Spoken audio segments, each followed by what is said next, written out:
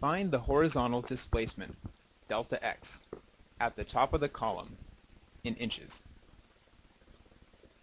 In this problem, a steel column measuring 12 feet tall is fixed at its base and unconnected at the top. Horizontal point loads P1 and P2 act on the column at heights of A and L above the column base, respectively. The column has a circular cross-section with a diameter of 6 inches.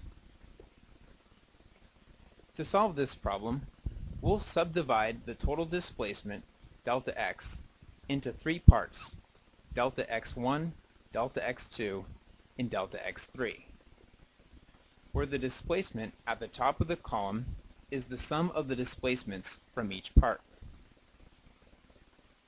Part 1 represents the displacement from the point load P1 bending the column along the vertical length A.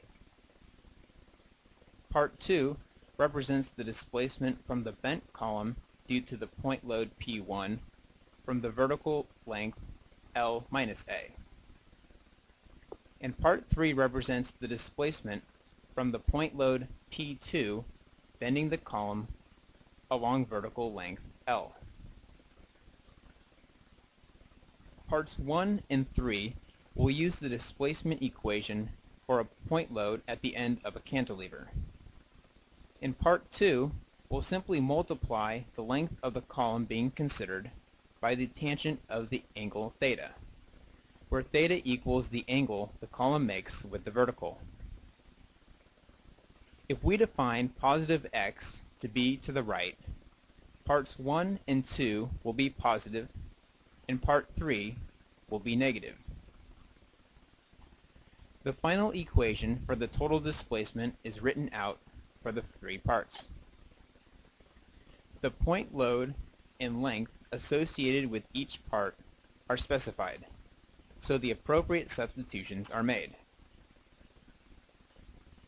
Since the values of P1, P2, A, and L are known, we now have to determine the Young's modulus, E, and the moment area of inertia, I.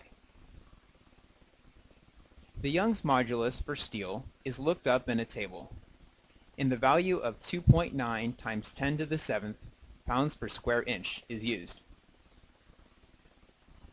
The moment area of inertia for the circle is looked up and equals pi times the radius to the 4th power divided by 4. Substituting in 3 inches for the radius, the moment area of inertia equals 63.62 inches to the 4th power. If we convert the units of the variables to pounds and inches, the point loads in kips are multiplied by 1,000, and the lengths in feet are multiplied by 12. Plugging in the variables, the displacement from parts 1, 2, and 3 equals 0.67 inches, 1.01 inches, and 0.54 inches. The total displacement at the top of the column equals 1.14 inches.